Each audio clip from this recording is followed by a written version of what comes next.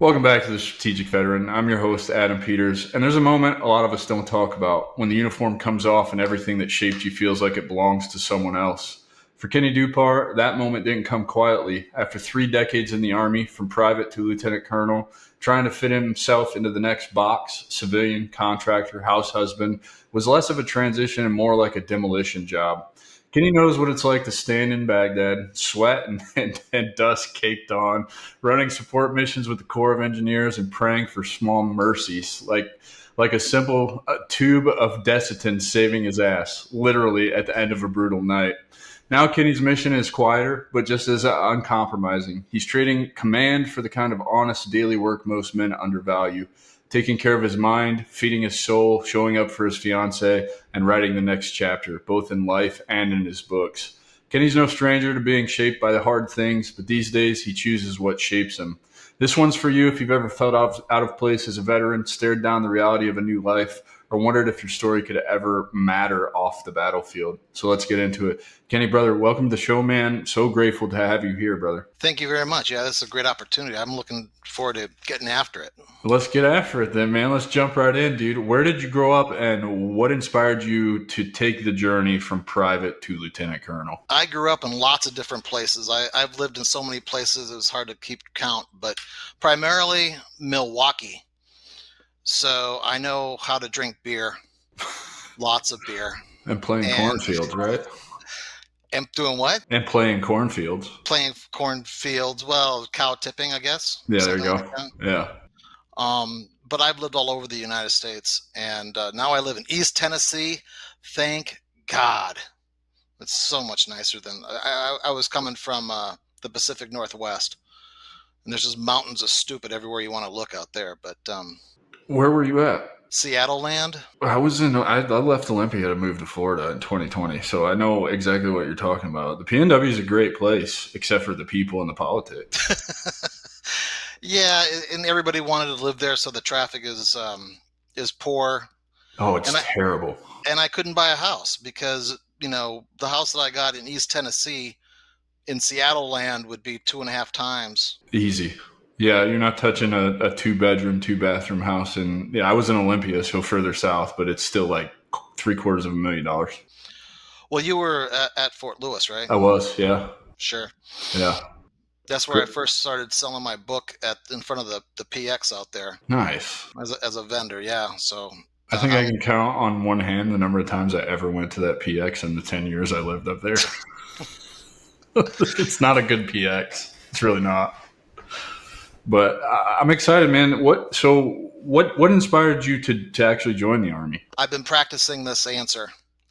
And one is because my mother would not allow me to have a BB gun.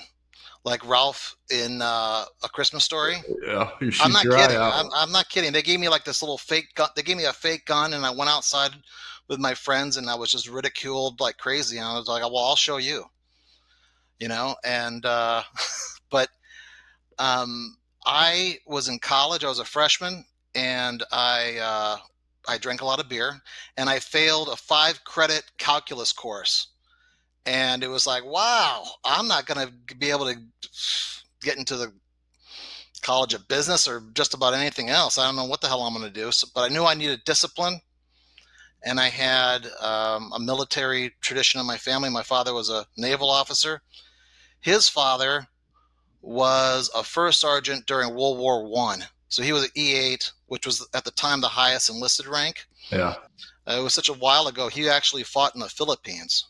Wow. During the Philippine insurrection, and he was training troops at Fort Benning during World War I. So some military tradition, but there are decisions that you look back on in your life, and you're like, that was a really good decision. Yeah. Joining the Army was a really, really good decision. Marrying my ex-wife was a really, really, really poor decision. I figured out that if I have PTSD, it's not from the military, it's from her. I'm not kidding. I know you're not. That's why I'm laughing, because I may be in the same position, man. Dude, she gets 30% of my retirement pay, okay? And I'm not saying that she wasn't in Iraq. I never saw her there, Maybe she Right. was there. I don't know. But, you know, so now the only thing I can do is outlive her. Right. And I think I think you get that 30% back if you outlive the other person, I would hope so. I which don't is know why she get the 30% to begin with. That's kind of well, because she deserves it. Uh, be- yeah. Oh yeah. so while I was working my two jobs, she was. I don't even want to go there. We don't need to go there. No, that's I can feel myself getting all. yeah, for sure. So joining the army was you said one of the best decisions you ever made. Why the army? Was it? Did you look at other branches Oh, or? well, in the Air Force, you need to have good vision in order to fly, and so that was out. My father was Navy, and having a career where you're deployed all the time, Mm-hmm. that that didn't make a whole lot of sense. The Marines eat their own young, Yeah. and the Army will take just about anybody. So it was kind of like, well, here we are. Right. Uh, and so you obviously came in and enlisted because the whole thing is you went on the journey from private to lieutenant colonel. I have a lot of respect for you for that. That's I don't know when you left the enlisted world and went to the dark side, but I did see a lot of guys. Man, there was a lot of guys who would get to E7 and then they would go get a commission and start all over again, and then retire as majors and lieutenant colonels. And I had a lot of respect because it's not easy to start over like that. I joined the ROTC, and all the squared away cadidiots were prior service, Yeah. and I'm like, okay, a little bit of GI Bill. So I got myself a recruiter, and I ended up going to Fort Knox 2 summers, in between college, and that was some of the best military training that I ever had. Yeah. But I stayed, so I was enlisted for a couple of years, and I think it's important to have that experience. It keeps you grounded, it makes you understand how easy it is to waste people's time. Right. Right. you know What made you decide to become an engineer? oh well, you see, my Because I feel like torture. that calculus failure kind of doesn't bode well for becoming an engineer. Don't you need math? Army math. Army math is different. It's okay. So Army math is like, okay, if I need to calculate how much C4 I need to take out the stringers of a bridge, okay, Uh-huh. the lieutenant is going to make all these great calculations and figure out exactly how to place them and how much he needs, and he gives it to the NCO, who multiply by the P factor, which is multiplied by 3, which is P for plenty. Right. Okay, and then you just blow the shit out of it.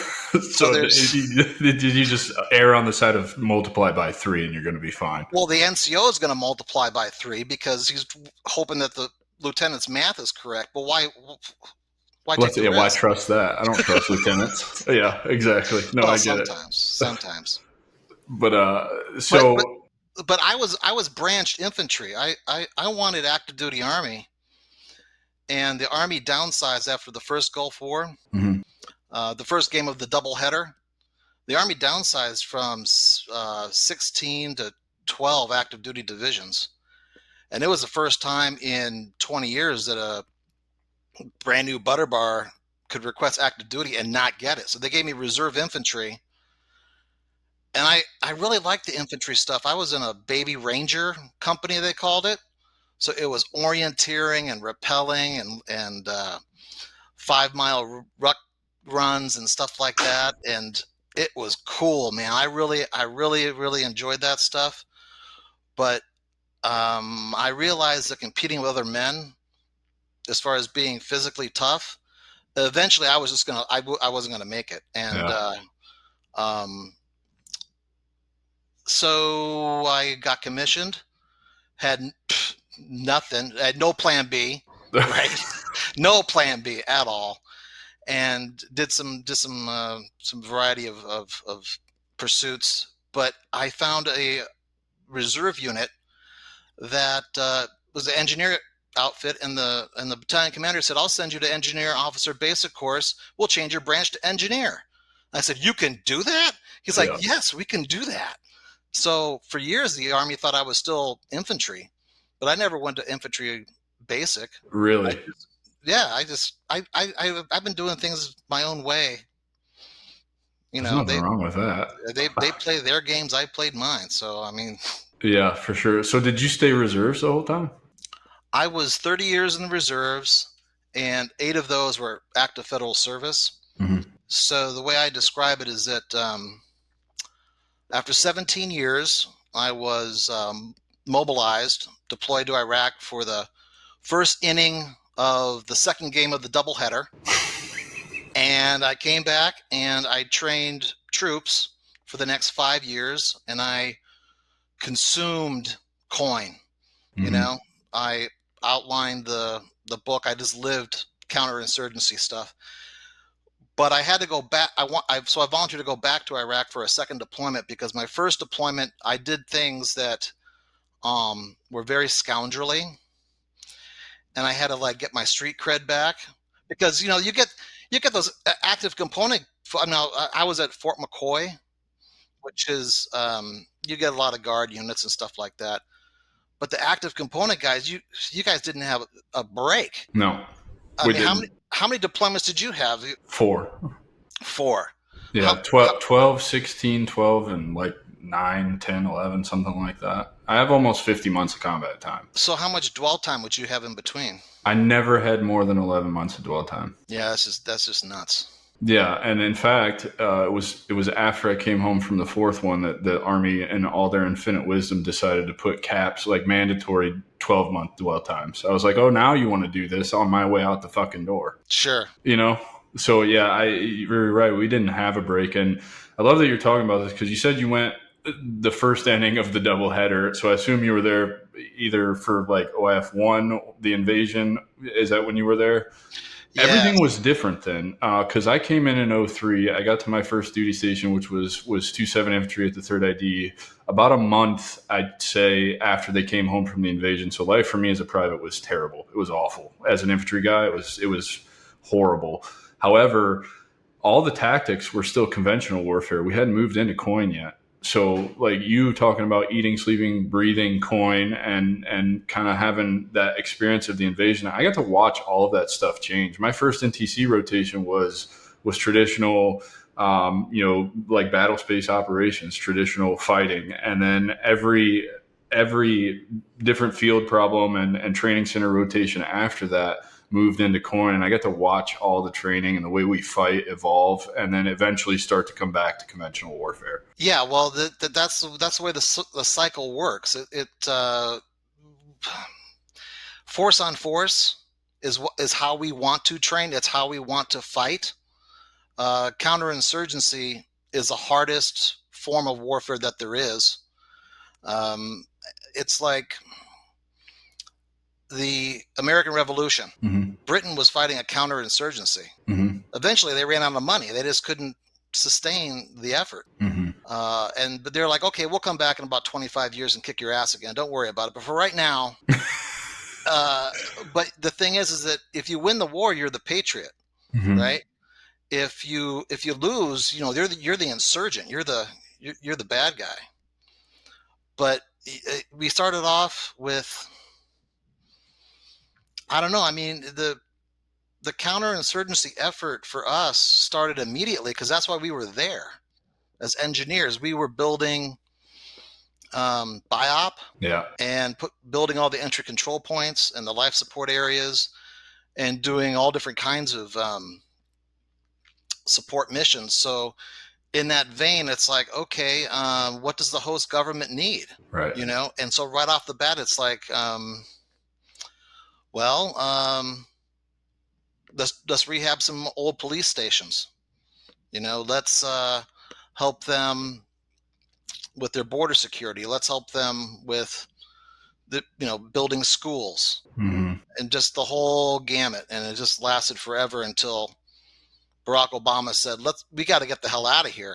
Mm-hmm. And for the most part, I was in agreement with that, although they took it all the way down to the bone. Yeah, of course. Well, I mean, the problem with coin, in my opinion, is politics got involved and they tied our hands behind our backs.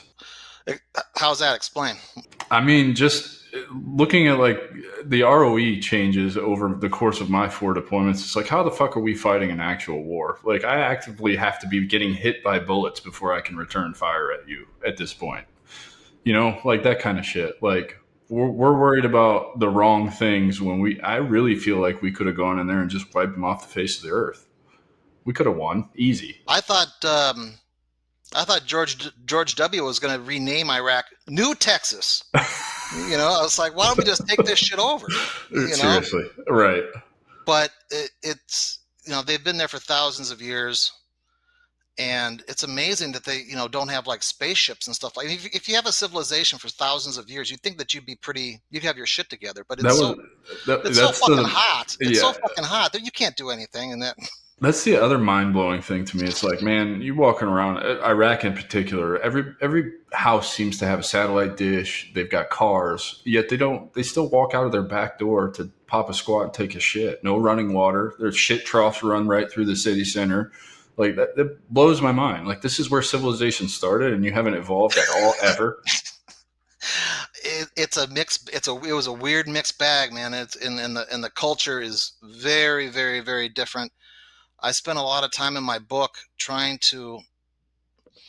What my book explains, it boils it down to the military experience for someone who's never been in the military, doesn't understand the jargon. I have a glossary of Army acronyms type of thing. But the That's way, probably 30 pages by itself. oh, I had to cut it. I had to cut it way, way down. So I was explaining things correctly. But the Sunni Shia schism, you Yeah, know, and we're trying to do nation building, and these people have been at each other's throats for 1,400 years. yeah. And anyway, I mean, they have a stable ish government. Ish. Controlled Yeah, by Iran now. sort of. As far as, I mean, they're affiliated by religion, Right. but in the 80s they fought a war against the Iranians, Mm-hmm. in which there was 1 million deaths on both sides. So Yeah. I don't know how friendly they Actually are. actually are. Yeah. Right. No, I get it, So man. So, dude, 30 years is a long time. Let's talk about when you finally got out. What was that like for you? I had requested orders to go to Afghanistan, and because I had deployed with the Corps twice before, I had a slot as an area OIC with the Corps in Afghanistan, and I went on terminal leave. I had like 4 months of leave, and I called HR Perscom, and I'm like, hey, what we do? How we doing on my orders? And they said, well, oh yeah, we eliminated that position. We're downsizing. We're getting out. And I thought to myself, huh? When were you guys going to tell me that? Okay, I'm not. So the good news was I'm not going to Afghanistan, and the bad news was I'm not going to Afghanistan. So I was relieved and terrified at the same time, because the civilian world will chew you up, man. Yeah. And I have a chapter in my book called Hero to Zero, where you come off of deployment where you are just at the top of your game. You see, the thing is that if you're coming off of, and I had been on active duty for 8 years at that point, and it's like, how am I gonna feed my family and whatnot? What am I gonna do? For the active component,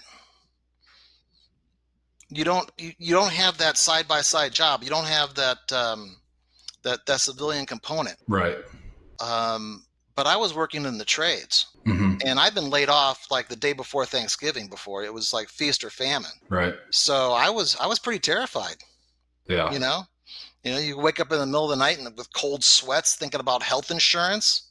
It's like, yeah, it's it's interesting, man. I've done a lot of these, and most guys are active duty, but it's always the reserve or guard guys that I would have thought might have had an easier time transitioning, because you are working, a regular civilian job or this, that, and the other. It seems like you guys struggle just as much as we do on the getting out part. it can be. The you go and put in applications to various construction contractors, and your resume is going to end up, or your application is going to end up in the circular filing cabinet, because they'll ask you something like, "Can you get deployed again?" Yeah, I suppose it's possible. Okay, well, thank you for your service. Right. And so people don't want to take the chance. Right. If when the wars were hot and heavy, they're like, well, if I train this guy, he could be gone. And then They're not willing to take a chance on a guy who's going to be gone for a year, knowing that they have to protect your job, right? So they can't hire somebody, or they can temporarily, but sure. I came back after my second deployment to Milwaukee, and there was like 250 carpenters on the bench in August. oof. And it's like, okay, well, the union gave me a job for a couple of weeks, and that was it. And then it's just butt cold, but talking about transition, if you're in the reserves and the guard, hopefully you have a job that complements what you're doing in the military. One of the things I wanted to get after is ask your opinion about this. I mean, it's like easy fits. What was it? There was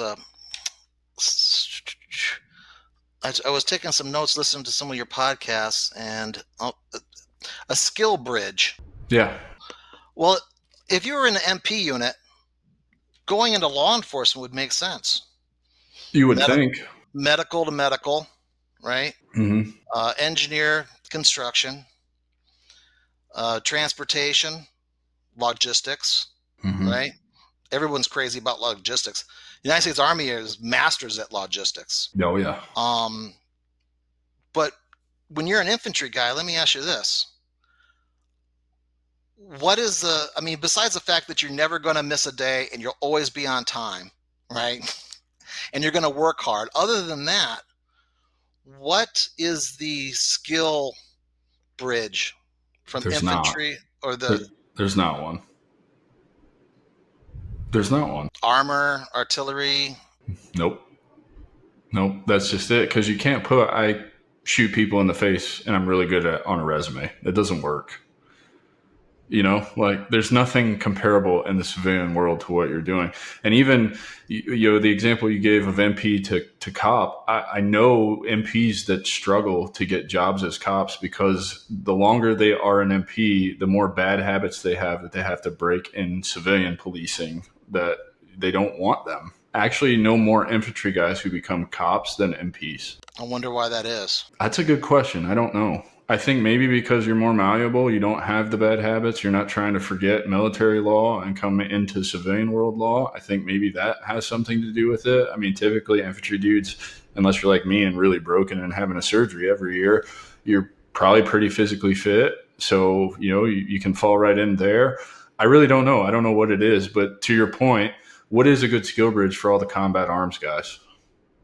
Most of the combat arms guys. I mean, engineer to engineer, you guys are combat arms. I didn't envy you guys overseas at all because you guys were the route clearance guys. Like, you guys are the ones going out there and blowing yourselves up to clear the route for us to go do what we need to do. Yeah, I trained route clearance from the ground up. Yeah. For several years, and yeah, went in the war at like 5 kilometers per hour. Yeah.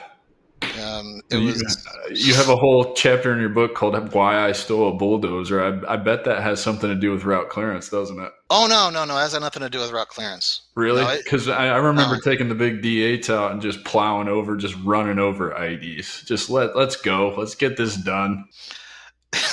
Well, the backstory for that one was that it was very early on in my first deployment. It was 2003.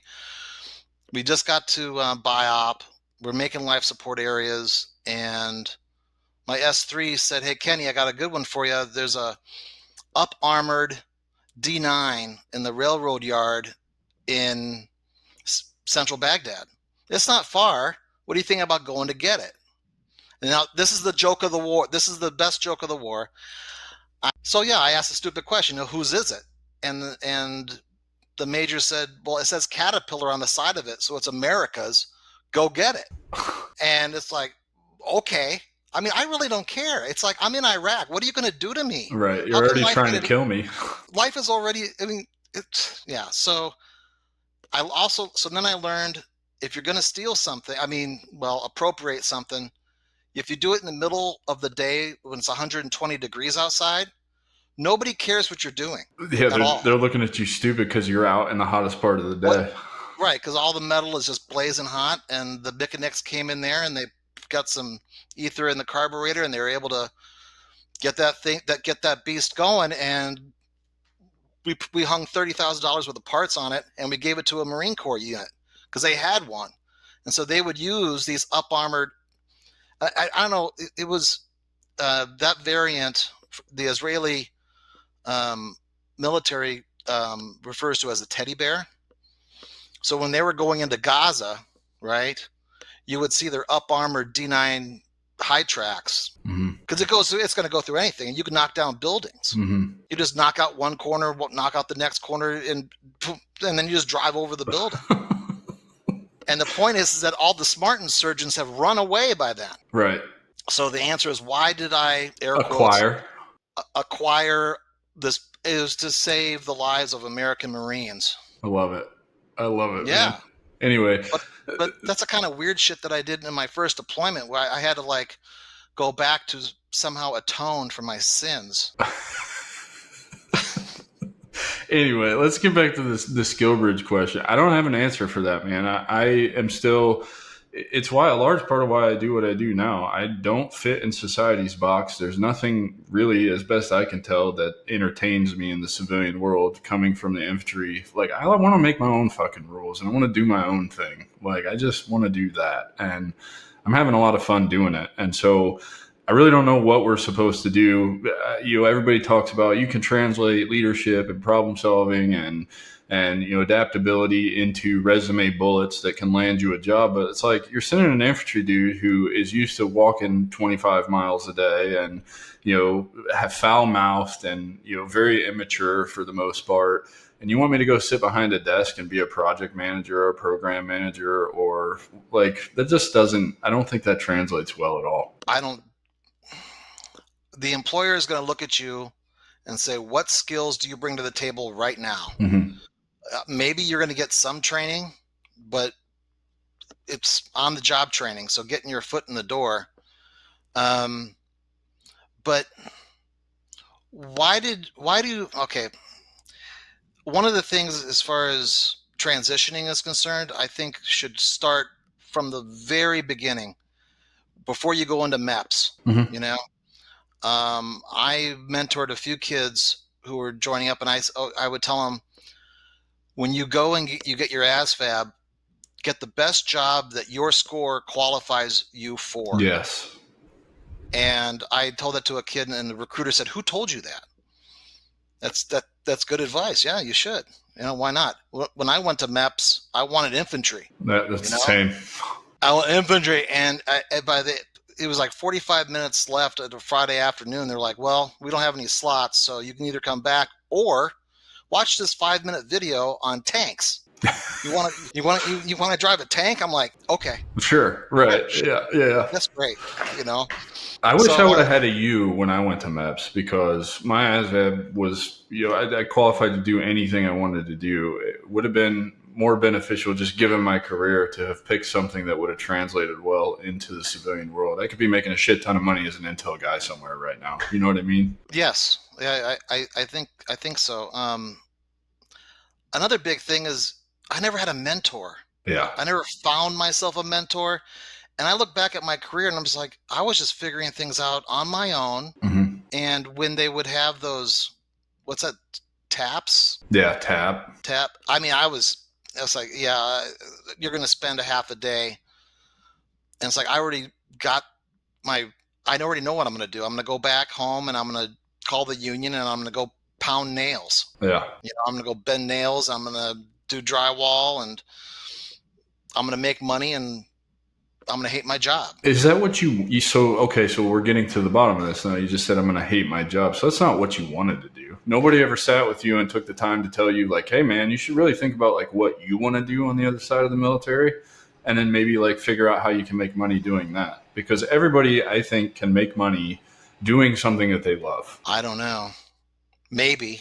It took me about 20, 25 years to have my two careers actually cross paths, such that when I had come back for my second deployment, I had enough things on my resume in terms of contract administration, project management, and I got a job as a project manager. That's a horrible job, but I was qualified to do it. But it took a long time to make the two things hand in glove so that they actually had something to do with one another. My military experience and what a civilian employer would want. They want those skills now. I think though there's something to be said about, I think the softer skills, the leadership, the problem solving, the adaptability that we've talked about, those are desirable in a corporation. I think if you're able to get out of your own way and just start reaching out and connecting with people are going to get you those things that you want to do in life. I think you can find the right people. At least my experience, I've found all the right people to get where I'm going. You can find people to help you get where you're going, to give you a shot and maybe vouch for you or whatever, in a field that resonates with who you are. I think that's the whole point, is like nobody takes the time when they get out to really ask themselves, like, what do I want? Not what am I qualified for, but what do I want? And then work backwards from there. Okay, so I want to do X, Y, Z. I need ABC in order to do that. How do I get that? Now start finding people to help you get those things. And I think you can shortcut it. It took me 8.5 years. You said it took you 25 years. I think that we can do it way faster if we're pointed in the right direction. If we're stepping outside of what everybody's in our ear telling us we should do, if we identify what we want to do, then we can move that direction, I think. But when you're 20 years old, you don't have a fucking clue what direction you want to go. You don't have the experience, and you're talking about building a support team, or having networking and that type of thing, and that's hard work that's developed over time,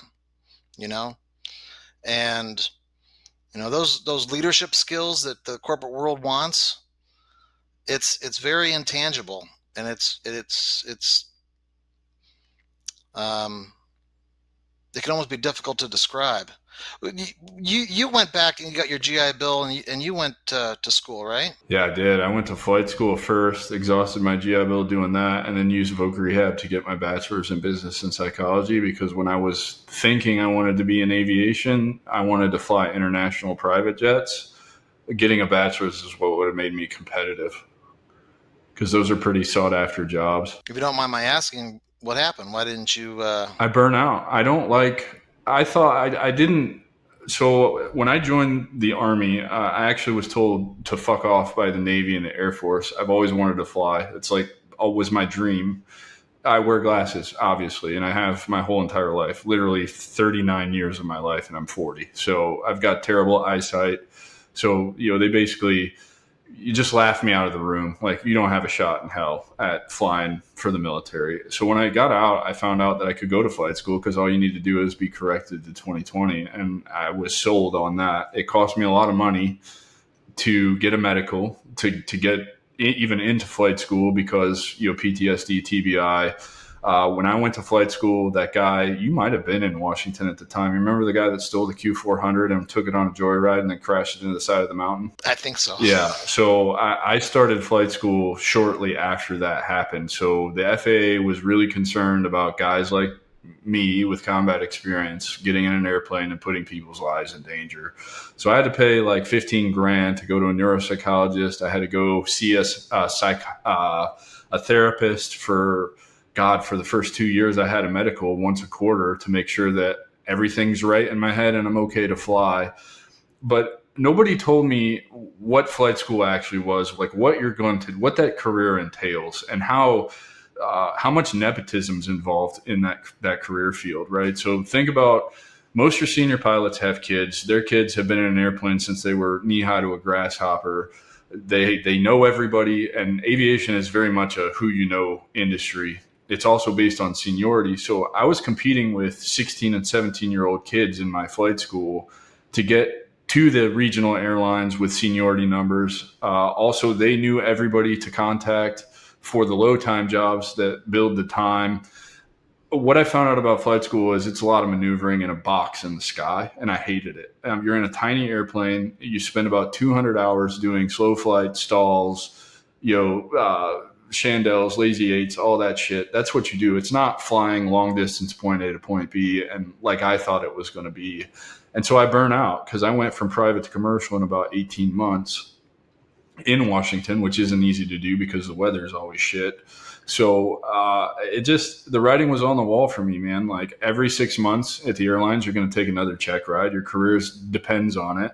You have to be in the books all the time. It's constant study. You have to have an instructor level knowledge of everything. It just wasn't for me. It took all the fun out of it for me. So that's why I walked away from it. I just decided I'll build my own thing and buy my own airplane and fly for myself. That's kind of my goal. That's where I'm at. Yeah, be a private pilot. Yeah, I mean, just general aviation is kind of what they call it. I'll own my own airplane. I know all the rules of the sky. I'm instrument rated. I can do all of the things. I just don't want to be bound to a company. The thing too is when you get to the airlines, really all you do is show up and put some stuff into the A cars, take the airplane off and land it. Everything else is really done for you. You don't do any route planning. You don't calculate any of your fuel, really. I mean, you should be double checking all of these things, but I've got a lot of buddies that fly for Alaska and various other airlines, and they're like, my job's so easy, dude. There's no real responsibility. Obviously, they take it serious when they're in the cockpit and play by the rules, but it just didn't resonate with me, man. And I think it was going to suck all the joy out of it. I also realized, I was 30 years old when I was in flight school. I was going to be 35 before I even had a shot at making it to the regional airlines. That puts my seniority number really low. I was never going to reach kind of the top pay grade in aviation, which why are you doing something if you don't want to be the best at it or top out and make the most money you can? It just didn't really resonate with me. I thought it would have just stole my joy if I was working in that industry as a career. I don't sure what job that you go into. There's the nepotism. Yeah. The civilian world is different from the active duty. Like you said, you don't have the structure, right? All the mundane things that you're doing after work in the civilian world, such as all of your grocery shopping and your house cleaning and everything else you got to do, is taken care is do you think almost like or it's being taken for granted in the military, so to speak? But I mean, you can get. It's like, say, in construction. How am I going to avoid the layoff because every job ends? Yeah. Well, am I playing the game with the foreman? Am I going to the tavern afterwards? Am I, rubbing elbows the right way? Am I politicking? Even for, as a tradesman, it's the same shit, and you can end up at the bottom of the barrel in a wink of an eye, and because they don't like you. Yeah. They don't like the cut of your jib. Whereas in the military or just government employment in general, it's like, how do you get rid of people? Yeah. It's like this E7 is a huge piece of shit. How the hell do Yeah. Well, let's just get them out of here. Let's just get them. This is kick them up. Fuck up, move up. Yeah. That type of thing. That in the civilian world is just, generally speaking, it's just not tolerated. Yeah. You've got general officers running around that shouldn't have made it past 05. Well, it's not even, we don't even need to go there because I've seen a lot of that too, for sure. But I don't know, man. Transition's hard enough. I really think, though, like my problem joining at 17, getting out at 30 years old, I didn't have an identity outside of the military. And I think that's the biggest problem that we face is we put too much stock in our identity with wearing the uniform. And then when the uniform comes off and you're just left there standing with your dick in your hand, you don't know what to do. You have no idea what to do or where to go. And the TAP program is not good at pointing you in a direction. It's a blanket fix for an individual problem. They tell you use your GI Bill, get the degree, and congratulations, you're a veteran. Everybody's going to want to hire you. And that's just simply not true. I did that. I followed that plan to a fucking T. I got 2 degrees. I got an AST in professional pilot and a bachelor's in business and psychology, and they're worthless to me. They didn't help me figure out what the fuck I was going to do at all. It almost seems like, and I've talked to people about this, is if your plan is to rely on the Army to help you with your transition, that's not a plan. No, it simply isn't. It's something that you should be building from day one. Yes, so that because it's going to be up to you. Yeah, you're the one who's going to be firing off those resumes. You're the one who's going to be following up. You're the one who's going to be doing the legwork, going to interviews. But one thing that you made a comment on is that the transition, that you don't get the time to do it. That too, man. I hear it all the time. Did you get the time, particularly as a lieutenant colonel? No. I mean, I was on leave when I realized that my my active duty time was over. Yeah. I ended up I had to contemplate going back into the reserves, and the reserves is a massive pain in the ass because you have all the requirements of the active component in 1/10 of the time to do it. Plus, some of the training that some of the mandatory training that you get, resiliency, stuff like that. Sharp. Right. So I did not get the time. No, it's just like you just want to get you just want to run out the clock. Some people would be able to go on Ghost Recon and do some things. Yeah, but those are the outliers. That's not the standard. The standard, and this is what I don't really understand. We care about every other regulation in the Army except for the one that covers the 365 days that you're supposed to have to transition out of the military. It's a regulation. It's there. It's in place. It's in black and white, yet we don't follow it. And I'm a little different story because I was a med board, and I was a med board in 2015 when that whole process took way too fucking long because they didn't know what the hell they were doing, and they had a bunch of us. But even regular people, it's like leadership will keep you in the unit because you're an MTO slot, so they're going to just use you and abuse you and not give you the actual time that you need to figure your own shit out on the way out the door. And I don't agree with it at all, man. That is certainly the case. I also went through a med board as well, except it was for my heart condition. I almost didn't get a chance to deploy with my unit the first time, but the hospital at Fort Leonard Wood, they lost my medical records. Yeah. And so I was able to get on the airplane, and then 10 months later they found my medical records, and they said, well, you're not supposed to be in Iraq. You got a heart condition. You could die. I'm like, bring me home. So I got home about 3 weeks before my the rest of my unit. And,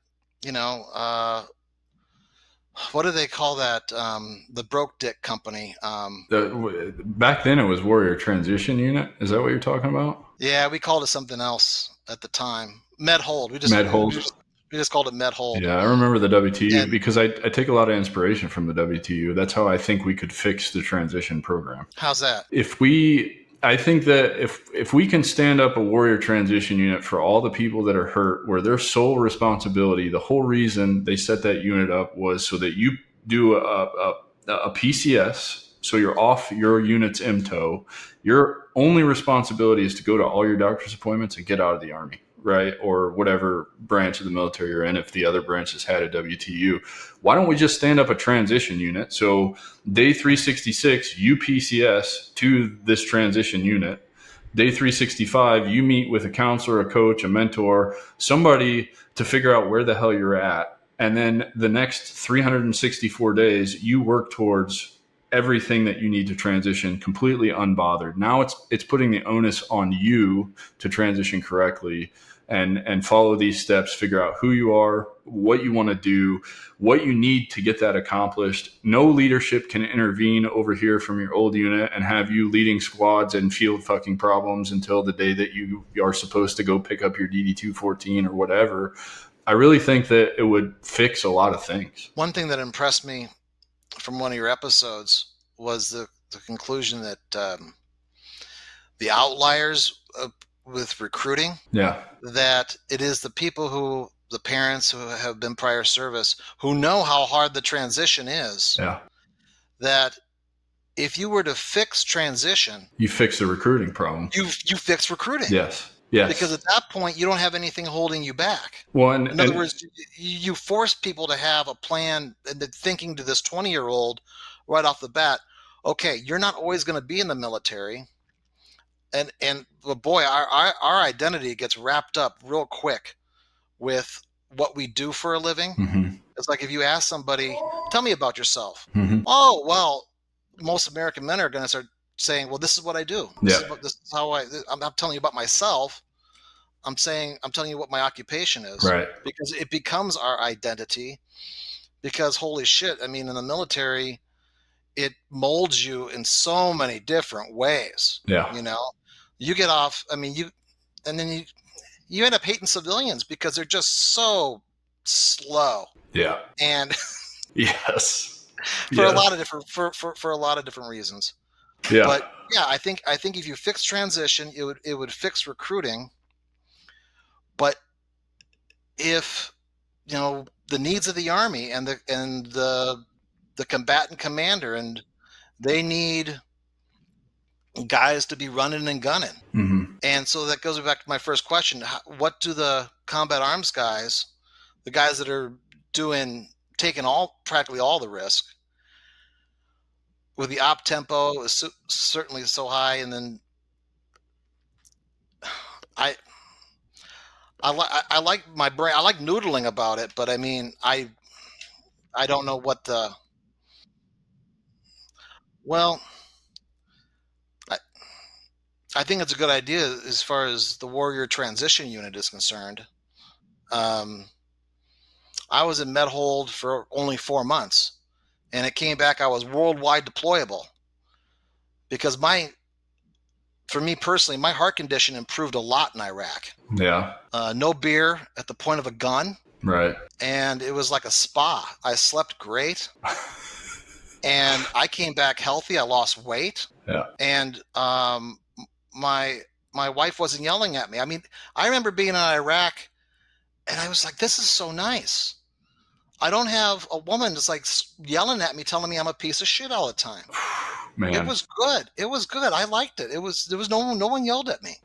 I think deployments are simple because you don't worry about all the shit, right? Like what you were talking about earlier with health insurance, or what are we going to have for dinner, or I got to go to the grocery store, or I got to go run these errands. It's like really simple. Like I know that I'm going to go on patrol today, and I'm going to come back, and I'm going to hit the gym, and I'm going to go to sleep, and I'm going to do it all over again. It's like everything's laid out for you. There's nothing to worry about. Like generally, there's nothing to worry about. Obviously, you got to worry about getting killed or whatever, but the rules are simple. It's really simple. And I mean, with 4 deployments, I would much rather have been deployed than be back here in the States. That's for sure. Yeah, that's another interesting thing a theme that I try to touch upon in my book, Something to Explore, whereas what you just were talking about, Adam, who in their right mind would want to go back? You know what I'm saying? It was like you are, I described it as being my Super Bowl. Yeah. Right. They almost kicked me out of the military after 17 years. It's like, oh my God, if I get kicked out because of my heart condition after all this time, I'm just going to have my tail between my legs for the rest of my goddamn life. Yeah. So, but yeah, I just kind of lost my train of thought here. But what other? Let's see. So, oh yeah. So anyway, I went through the med board and um, was found to be worldwide deployable, and I was good, and I was I was able to continue soldiering Yeah, for after sure. that. What are you doing now? I mean, you're focused on being a good fiance. You're focusing on this right here, this right here. This is so important, man. This has been a game changer for me. Focusing on myself, my own mental health, and in some ways outside of the VA and pills and all of that. Like everybody that listens to this or has listened to this knows I'm huge into the ayahuasca and plant medicine and holistic healing with yoga and breath That's work, all of that stuff. ibogaine. Yeah, so hopefully I'm going to have a chance to do that here very soon. I'm trying to get into the pipeline with Beyond. They need facilitators, and I love doing the work. It's why I partnered with an ayahuasca retreat. So I want to add that to my repertoire, if you will, and start getting involved with them down there in Mexico, doing the ibogaine and 5-MeO DMT stuff. Ibogaine sounds just like a game changer.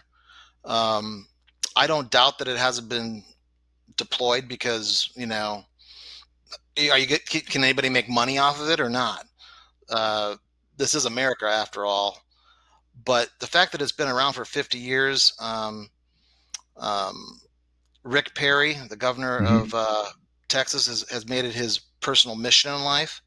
But just the idea that after 2 sessions on a therapeutic setting, that your brain can be rewired such that you know your learned behaviors over a lifetime.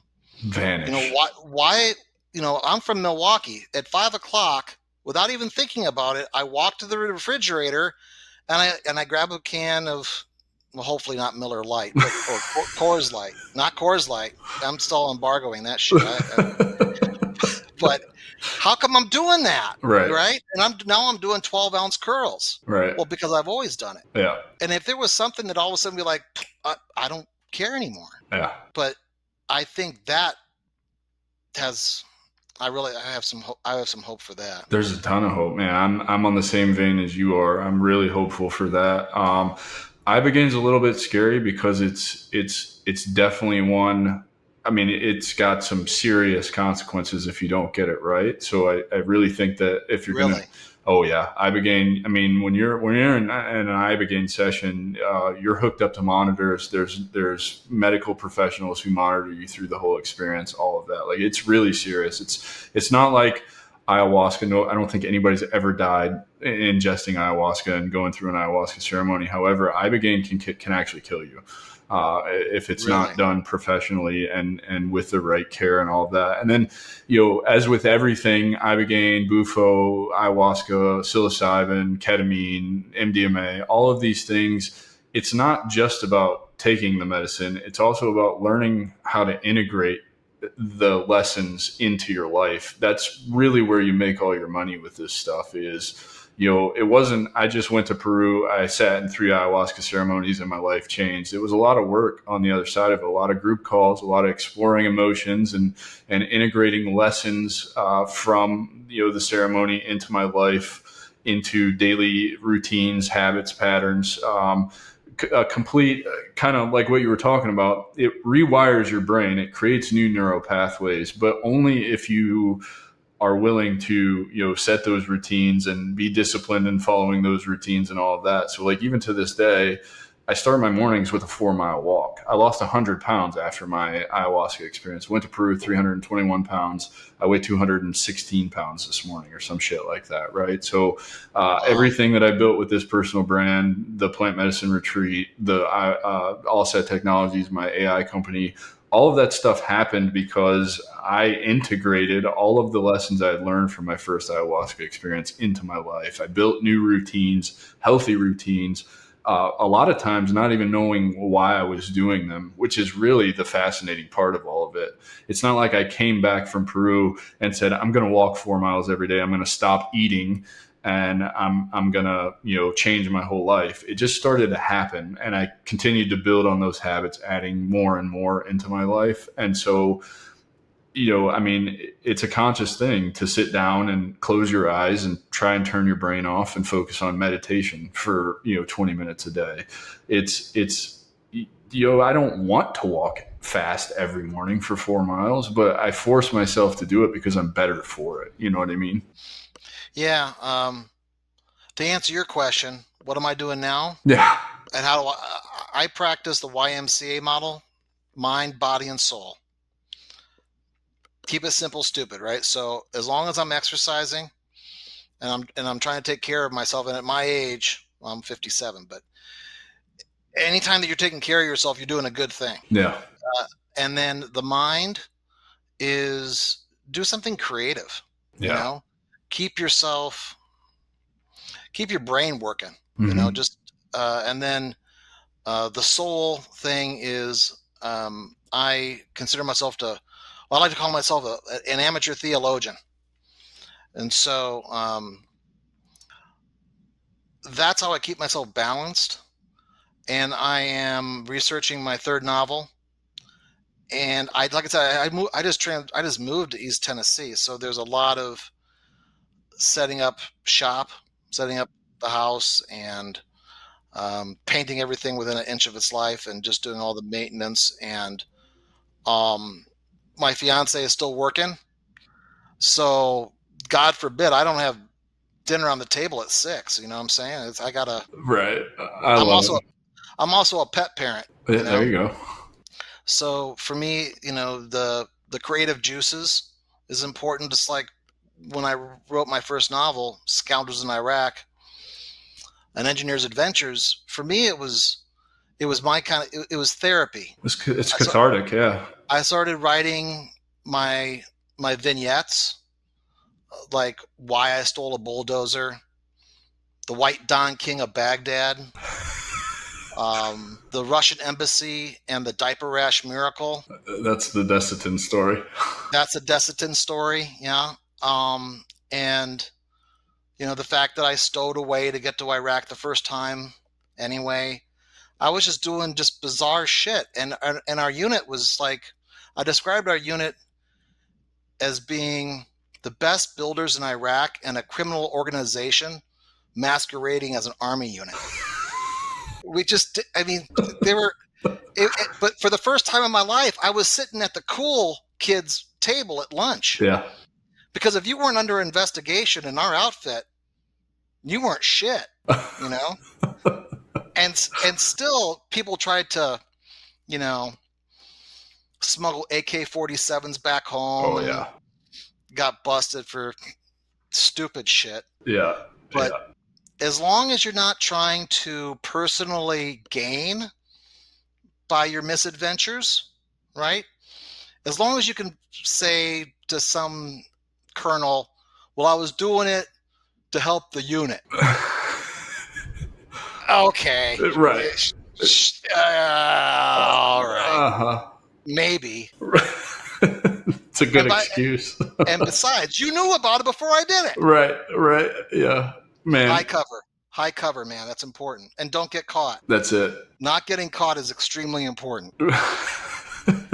And I told that to my fiance, and she won't let me forget it. Oh yeah. I mean, do you remember when you told me that the most important thing is not getting caught? And to this day, Hey, you never got caught, right? that's exactly her point. Yeah. Uh-huh. What have you done that you haven't been caught?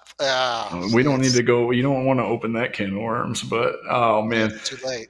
Kenny, tell everybody how they can reach out to you if they're interested in some words of wisdom, how they can find your books, all that good stuff. As we coming to the end of our time together here, brother. Yeah, so go to my website, kennydupar.com. My second novel is Pinup Dolls and Classic Cars, a COVID love story. I also narrated the audiobooks, so it's available on Amazon and Audible. Also, I encourage people to check out my YouTube channel. I have some weird shorts in there. I've done cultural appropriation. I do Japanese haikus, except I call them kenikus. One, one, one of it was like an homage to Ozzy Osbourne. So I'm not right. I'm kind of a silly person, kind of what happens when goofballs go to war. Are you You thinking know? about getting into comedy? No, I think you that's should. for me. Humor helps to balance out the icky stuff. That's the way I put it. And Yeah. I learned it as a kid. Yeah. And sometimes you got to laugh just to keep from crying. Yes. But emotionally, if I can make the reader laugh, I can swing the pendulum in the other direction and make them cry, make them feel something. And as a writer, that's what I want to do. I want to make you feel something. Well, man, I'm glad to know you. I'm glad to know that you're out there trying to use your gift of writing to help people do both of those things. And I can't wait. I'm going to go get your book tonight. Oh, once we go offline, let me help with that. I'll send you some. I'll send you a signed copy or something. But for you, it's going to seem very quaint, because I'm explaining things like you never go. Okay, well, I did a short called "You Never Poop at Nighttime When You Go to War," because there's no lights inside of a porta-john. These are things that Karen from Kansas has never even thought about. Right. But I got to explain it to her. How do you explain to Karen from Kansas what a counterinsurgency is? Right. It takes a long time. Yeah, I can't wait, man. I can't wait to check it out. Kenny, I really appreciate you being here, telling your story and having this conversation with me. I think all of these on some level will help our brothers and sisters not make some of the same mistakes that we did, and just let them know they're not alone in what you're thinking and feeling, man. Like, getting out is tough, and we don't have to make all the same mistakes. The people getting out now don't have to make the mistakes that I made, for sure. And that's why I'm here, is to just be the guide and like tell you it's okay to like think for yourself and like pursue things in your own direction. So I appreciate you being here and telling your story, brother. That was a really good point that you had as far as the WTU, the Warrior Transition Unit. And the 365 being actually on the books. Yeah. That's something really to consider. Now I just need the fucking policymakers to let me fucking have a conversation with them. That's Hegseth. He lives in Nashville. Well, if you know him. I don't know him, but hit him up. Ladies and gentlemen, I give you Mr. Kenny Dupar. Please reach out to him if anything he said here is interesting to you, if you think he'd be a great mentor to you, or if he can answer some of your questions. Also, go buy his freaking books. You should be supporting our brothers and sisters in all their endeavors, and you might learn something. If nothing else, you might get inspired to pick up writing yourself, which can be a huge, huge outlet for you. And like Kenny said, be creative. Until next week, we'll see you with another awesome episode. Take care, everybody. That's our show, and I'm truly thankful you've joined us at The Strategic Veteran. If our conversation today sparked curiosity, or if you're ready to elevate your game, I'm here to help. Visit thestrategicveteran.com for exclusive show notes and resources, or to book a coaching session directly with me. Take a moment to subscribe to our podcast and share your review. Your support makes all the difference. For more insights and daily strategies, let's connect on LinkedIn and keep the conversation going. Remember, this isn't just a podcast, it's your strategic advantage in action. Until our next rendezvous, stay bold and continue the mission.